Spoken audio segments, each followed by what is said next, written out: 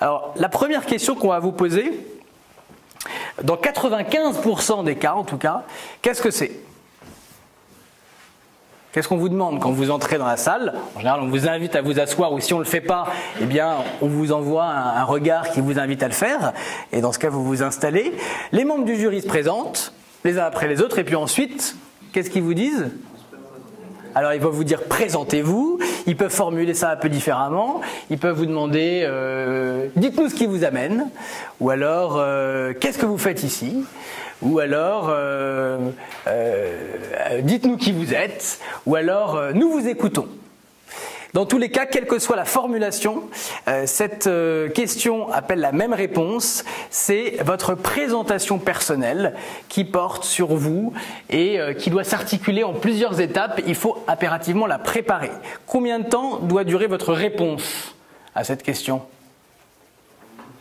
Combien? 3 minutes. 3, oui. Qui dit mieux? Tout le monde dit 3 minutes, on est d'accord avec ça? Plus, combien? 5, 10 minutes? 5 minutes, d'accord. Est-ce qu'il y en a qui pensent que ça doit durer plus que 5 minutes?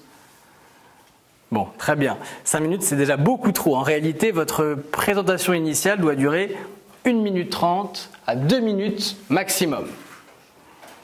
C'est extrêmement important de tenir cette durée courte, de ne pas emmener le jury dans un tunnel qui pourrait durer 3 ou 5 ou parfois même 10 minutes et là qui va finalement réduire la partie discussion de l'entretien à une peau de chagrin et qui fera que la rencontre entre le jury et vous sera très compliquée. Dans le mot entretien, il y a l'idée d'un dialogue. Donc si vous partez pendant 5 minutes dans un monologue, vous êtes en train de passer complètement à côté de votre entretien. Et le jury se demandera, mais quand est-ce qu'il va sortir de ce tunnel? Quand est-ce qu'il va me laisser en placer une? Donc 5 minutes, même 3 minutes, c'est vraiment beaucoup trop long. Il va falloir se formater sur 1 minute 30 à 2 minutes maximum. Ce qui suppose d'être très dense. Parce qu'il faut en dire beaucoup dans cette minute 30 ou dans ces 2 minutes. C'est comme quand à l'EM Lyon, on vous demande de tenir en 4 pages, il faut être dense, il faut être précis, synthétique pour dire beaucoup de choses dans cet espace limité, dans cet espace réduit. Mais donc, surtout, pour respecter cet impératif de densité, méfiez-vous de l'anecdote, de l'histoire, de ce qu'on appelle la dérive narrative. La dérive narrative, c'est le piège qui consiste à se laisser aller à raconter une histoire et à dire « Bonjour, je m'appelle Machine Bidule Chouette, j'ai 22 ans, je suis étudiante en droit à l'université Paris 2 Assas. J'ai eu la chance l'été dernier de participer à un projet humanitaire au Mali avec une équipe d'une dizaine de personnes. C'était des étudiants de la fac et aussi de Nanterre et puis ma cousine. Et on est parti dans un village pour construire un puits. En fait, ça faisait déjà 3 mois qu'il n'y avait plus d'eau potable dans le village et on nous a demandé de faire ce puits. Donc on a tout fait, hein, de la maçonnerie, on a organisé ce travail, ce chantier. On habitait d'ailleurs chez des gens du village, dans plusieurs familles différentes. Et ça a été pour moi une expérience extraordinaire qui m'a ouvert les yeux sur ce que c'est que la misère à l'autre bout du monde. Depuis quand je marche dans la rue à Paris, je vois le monde complètement différemment, etc. Celui qui partirait dans ce genre de tunnel de dérive narrative a déjà perdu le jury. Ce n'est pas du tout l'idée, parce que l'idée de cette présentation initiale n'est pas de tout raconter.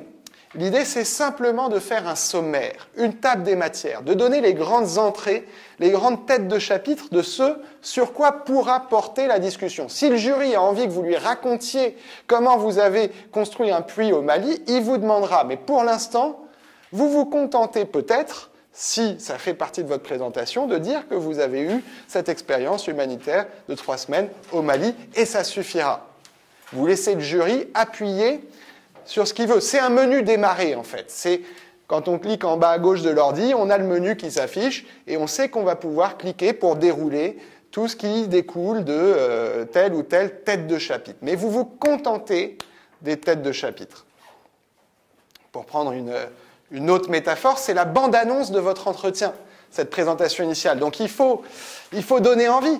comme dans une bande-annonce, une bonne bande-annonce, elle en dit suffisamment pour que le spectateur ait envie d'aller voir le film après. Mais si elle en dit trop, si on a l'impression d'avoir déjà tout vu, tout compris à l'histoire que va raconter le film, on n'ira pas voir le film. Donc il faut être dans cet entre-deux, en dire assez pour attiser la curiosité et l'intérêt de votre jury, sans avoir défloré non plus ce qui constituera le corps de votre entretien. Donc il faut préparer votre présentation initiale sous forme de bullet points, comme ça, qui sont les grandes idées que vous allez dérouler en 1 minute 30, 2 minutes, dans lesquelles vous n'allez pas entrer, sauf à tomber dans cette dérive narrative qui est le premier piège qu'il faut absolument éviter. Le deuxième piège qu'il faut éviter, c'est la présentation initiale qui part dans tous les sens, qui est incohérente. Donc il y a un impératif de densité, mais il y a aussi un impératif de cohérence. C'est très important qu'il y ait un lien logique entre toutes ces étapes pour que le jury puisse vous suivre et avoir envie ensuite de éventuellement comprendre un peu davantage les liens que vous leur avez déjà présentés et qui ait l'impression d'avoir une personnalité rigoureuse, solide en face de lui. Si vous dites par exemple « Bonjour, je m'appelle Antoine Dupont, je suis en master d'économie à Paris 1 à la Sorbonne et j'ai très envie de travailler dans le secteur de la finance. La finance de marché, je joue au tennis et je suis metteur en scène de théâtre à mes heures perdues. J'ai fait un stage à la BNP l'année dernière et c'est à cette occasion que j'ai découvert la finance. Et puis après, j'étais parti en vacances dans un camp humanitaire, ce qui m'a permis de comprendre que je voulais me sentir utile dans ce que j'entreprends. C'est pour ça que je suis aujourd'hui candidat à l'EDEC. Lille est une ville qui m'attire énormément. Je m'impliquerai bien dans la course croisière EDEC, cette association qui organise cette grande course de voile. J'avais d'ailleurs participé aussi à une association un peu similaire en première année à l'université. Si vous vous présentez comme ça de façon très incohérente, vous allez déposer sur le bureau du jury une sorte de sac de nœuds qui va être très compliqué de démêler. Les membres du jury ne sauront pas par quel bout tirer. Vous renvoyez aussi l'image de quelqu'un de assez peu rigoureux. Et donc, il est probable que la discussion qui démarrera après ait bien du mal à se créer, à prendre cher en fait. Du coup, il faut essayer d'avoir une présentation initiale qui soit à la fois très dense et très cohérente et qui donne envie au jury d'appuyer sur un de ces boutons pour en savoir plus éventuellement ou de partir dans une autre direction, mais en tout cas d'avoir déjà quelques biscuits pour aller plus loin. Je vais vous donner un exemple de présentation initiale qui respecte ces deux objectifs de densité et de cohérence. Je m'appelle Antoine Durand. J'ai 23 ans et ma formation initiale est juridique. Je suis en Master 1 de droit privé à Assas. Cette formation m'a beaucoup apporté. J'ai, en termes de rigueur dans le raisonnement, mais aussi de culture générale, j'ai découvert le fonctionnement des institutions politiques, judiciaires et administratives de notre pays. J'ai acquis des solides bases en droit des sociétés et en droit des contrats, qui sont les deux matières que j'ai le plus appréciées. Ces 4 années m'ont aussi laissé du temps pour me consacrer à ma passion principale qui est le rugby. Je suis capitaine de l'équipe de mon université. Elles m'ont laissé du temps aussi pour faire des stages en entreprise, en particulier l'été dernier, lorsque j'étais vendeur chez Orange, au moment où justement Free arrivait sur le marché des mobiles et où la concurrence faisait rage. J'ai découvert la vente et j'ai pris goût à la vente, mais je ne veux pas rester vendeur chez Orange toute ma vie. J'ai aujourd'hui besoin d'une formation complémentaire en management pour aller plus loin dans mon projet qui est en train de se dessiner autour du secteur du luxe et du marketing en particulier. C'est un projet qui reste ouvert et qui évoluera probablement au gré des cours et des stages que je ferai dans les années qui viennent. Mais aujourd'hui, je me verrais bien proposer mes compétences au service d'une marque qui incarne l'excellence à la française. Donc, en 1 minute 30 à peu près, là, j'ai donné au jury énormément d'informations que j'ai présentées dans un ordre cohérent et qui peut lui donner envie d'en savoir un peu plus. J'ai volontairement omis, parce que c'est ma stratégie, de parler du piano que je pratique depuis 12 ans et de dire un mot sur le voyage en Chine que j'ai fait il y a 2 ans et qui m'a profondément marqué. Parce que j'ai voulu éviter l'effet catalogue. J'avais beaucoup de choses à dire, j'ai beaucoup d'atouts à présenter, mais j'ai décidé d'en garder certains en seconde main, comme quand on est au poker et qu'on se dit j'abats pas toutes les cartes tout de suite d'emblée. C'est une stratégie qui est possible, c'est pas une stratégie obligatoire, vous pouvez décider de présenter l'ensemble des points saillants de votre parcours et de votre personnalité d'emblée, mais attention à l'effet catalogue, si vous avez beaucoup de choses à dire, c'est peut-être utile d'en garder certaines en seconde main, à condition que ce ne soient pas vos atouts principaux. Mais dans ce cas, si vous les gardez en seconde main, il faut être prêt à les insérer dans la conversation, dans la deuxième phase de l'entretien, dans la discussion, parce que ce serait dommage de repartir une demi-heure plus tard, de quitter la salle sans en avoir parlé. Parce qu'après tout, si ce sont des éléments importants de votre personnalité, ça peut être très intéressant de les aborder avec le jury. Il y a des passages obligés sans doute dans cette présentation initiale. Vous avez entendu Emery, il a parlé de sa formation initiale de juriste. Il a parlé aussi de ses expériences extrascolaires ou extra-universitaires, disons, avec le rugby, avec aussi son expérience professionnelle, son stage chez Orange.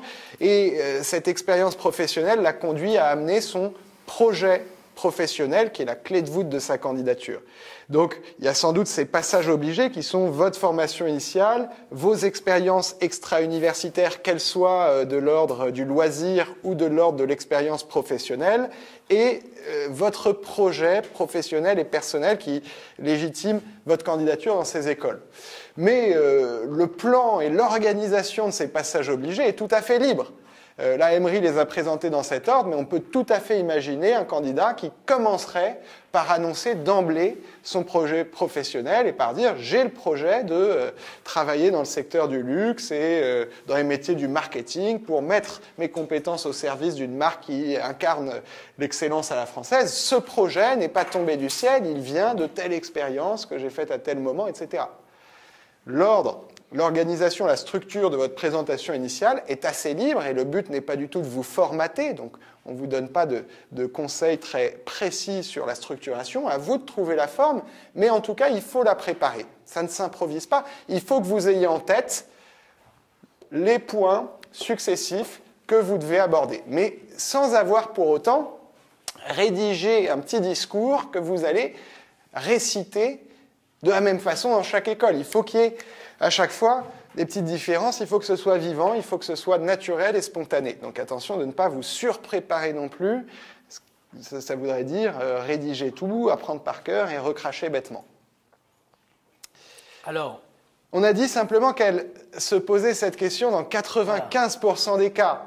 Attention, ce n'est pas impossible que le jury décide de vous interroger d'emblée sur quelque chose qui a attiré son attention dans votre dossier. Et évidemment, si le jury vous dit « Tiens, alors comme ça, vous faites du piano, c'est formidable. Qu'est-ce que ça vous apporte de faire du piano ?» Vous n'allez pas évidemment lui dire « Bonjour, je m'appelle Mathilde Andrade, j'ai 23 ans, je suis étudiante. » Voilà. Donc soyez évidemment quand même réactif et présent à ce qui se passe. Ce n'est pas impossible que le jury décide de zapper cette première étape. C'est quand même très probable et donc il faut s'y préparer.